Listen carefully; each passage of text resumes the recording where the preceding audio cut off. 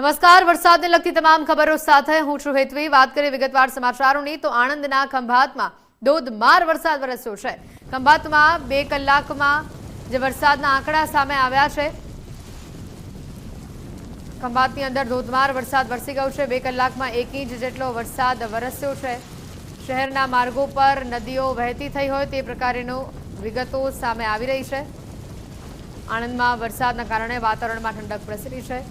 શહેરીજનોએ પણ ભારે ગરમી અને બફારાથી રાહત અનુભવી છે।